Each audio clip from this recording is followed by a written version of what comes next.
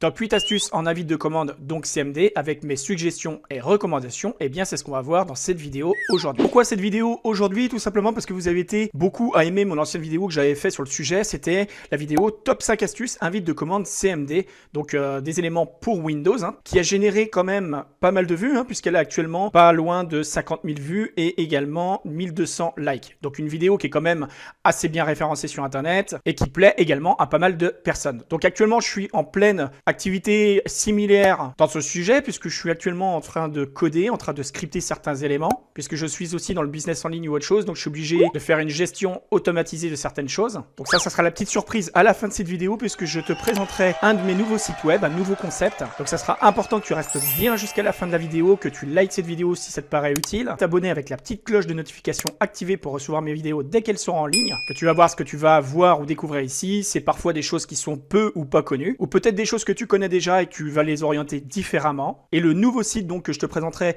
en fin de vidéo, c'est un site qui touche à différents domaines. Puisqu'il touche l'informatique, le multimédia, certains aspects du crowdfunding, le SEO référencement, générer de l'argent gratuit, donc le business en ligne, etc., etc. Des astuces et des stratégies pour YouTube. Donc tout ça, je te le présenterai en fin de vidéo. Donc on commence tout de suite la vidéo avec quelques suggestions et recommandations par rapport au fait d'accéder au CMD. Donc pour ceux qui ne savent pas c'est quoi le CMD, c'est le fait d'utiliser des commandes qui vont te permettre de pouvoir orienter, naviguer différemment, de donner des ordres en fait à ton PC pour accéder à certains systèmes, certains mécanismes, pour commander ton système et plein de choses, etc., etc.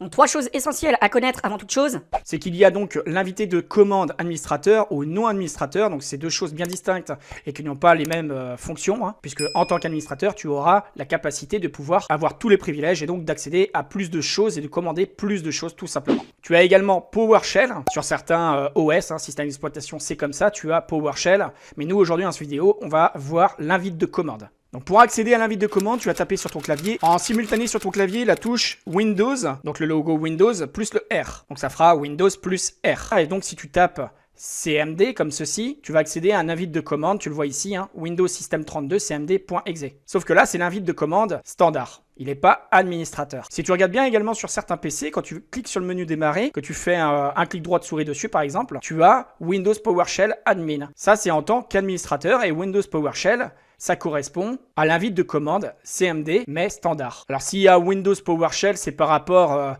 tout simplement au routage, aux accès de certaines choses, de certaines fonctions. Donc aujourd'hui, comme je te dis, nous on va voir l'invite de commande. Donc tu as plusieurs moyens d'y accéder. Comme je te dis, l'invite de commande standard, tu fais Windows plus R. Et donc si tu veux accéder aussi à l'invite de commande standard ou administrateur, tu peux cliquer sur rechercher. Dans rechercher, tu vas taper CMD. Et là, tu vois, ça apparaît ici. Mais si tu cliques ici, ça va revenir exactement à la même fenêtre que tout à l'heure, ça va être en standard. Et nous, c'est pas ce qu'on veut, nous on veut être administrateur. Donc là, tu fais un clic droit de souris dessus et tu fais exécuter en tant qu'administrateur. Et voilà. Tu vois la différence entre les deux fenêtres? Ici, c'est marqué administrateur invite de commande. Et là, c'est marqué Windows System 32 cmd.exe. Donc, il y a une différence entre les deux et tu vas le voir. Puisque par exemple, si ici, je mets une commande, je teste une commande. Hop, je vais tester par exemple une commande comme ça. Je vais mettre un prénom au hasard. Donc là, c'est juste un test. Je mets Martine. C'est juste un exemple. Si là, je valide, normalement, c'est pas censé fonctionner. Tu vois? L'erreur système, accès refusé. Et bien tout simplement parce qu'on n'est pas administrateur. Et donc si je fais la même chose ici, là par contre ça fonctionnera. Donc la première chose qu'on va faire, la première commande, c'est comment faire un copier-coller. Eh bien c'est tout simple. En fait avec ton pointeur de souris, tu te mets ici, tu restes appuyé sur le clic gauche de ta souris et tu navigues comme ça sur ta gauche. D'accord? Là tu t'arrêtes. Et maintenant, tu fais un clic droit de souris dessus. Là tu vois ça s'est enlevé, ça veut dire tout simplement que ça a fait un copier.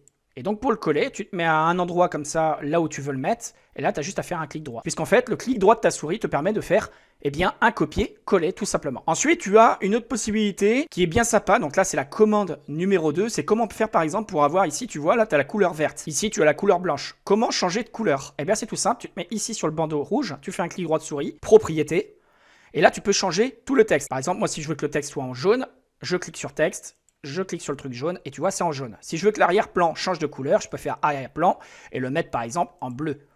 Tu vois là ça change carrément la couleur. Bon moi ici je veux pas, je vais le laisser en noir. Donc là après je clique sur OK pour valider la chose. Mais là tu le verras pas aussitôt. Donc soit tu fermes la boîte de dialogue et ensuite tu la rouvres. Donc là on va le faire directement. On ferme, clic droit de souris, rechercher, CMD, clic droit de souris, exécuter en tant qu'administrateur. On regarde et là tu vois c'est en jaune. Passons maintenant à la troisième commande. Donc la troisième commande va te permettre d'ajouter des profils de compte. Par exemple tu sais, si tu cliques ici, clic droit, tu vas dans paramètres, compte, famille et autres utilisateurs. tu vois, ici, c'est pour créer des comptes utilisateurs. Donc nous, on va voir comment créer un compte utilisateur à partir d'ici en local. Donc pour accéder à cet espace-là que tu as eu, tu pouvais très bien faire rechercher et puis taper compte utilisateur.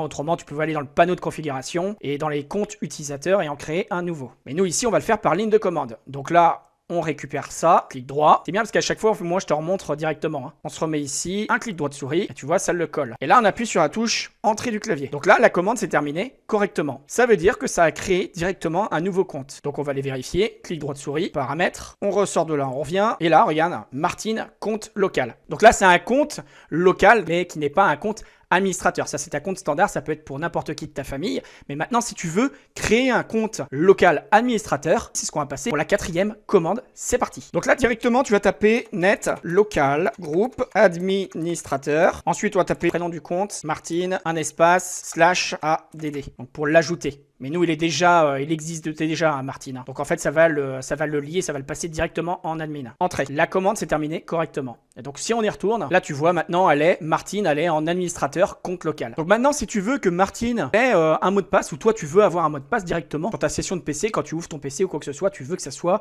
avec un code confidentiel tout simplement. Eh bien, c'est la commande numéro 5. Ici, tu vas taper net user. Tu tapes le prénom de la personne, un espace, et tu vas mettre une petite étoile. Et tu valides par entrée. Il va te demander ici, tu vois, de mettre un mot de passe.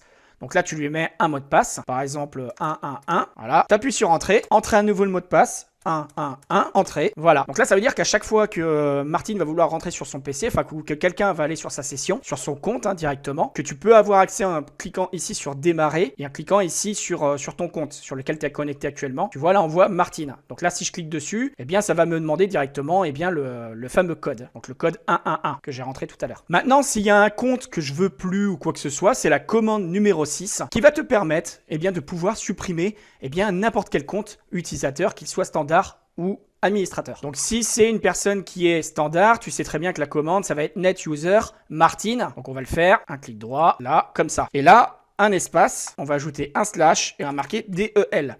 Donc ça, c'est dans le cadre où si tu as un compte utilisateur standard. Dans ce cas-là, tu fais ça, tu valides par entrée et ça va le supprimer. Si maintenant tu veux supprimer le compte administrateur de la personne, eh bien c'est cette commande-là. Donc là, tu tapes la même commande que tout à l'heure, sauf que tu rajoutes à la fin slash DEL, DEL qui veut dire delete, donc supprimer. Et tu valides par entrée. Voilà, donc le compte administrateur a bien été supprimé. Maintenant, si je veux supprimer le compte local, je reprends cette commande-là, je la mets ici, espace slash DEL, entrée. Et là, tu vois, la commande s'est terminée correctement. Maintenant, tu le vois, on a fait pas mal de choses, on a fait pas mal de commandes et c'est un petit peu, faut se l'avouer, entre parenthèses, c'est un peu le bordel sur notre boîte de commandes.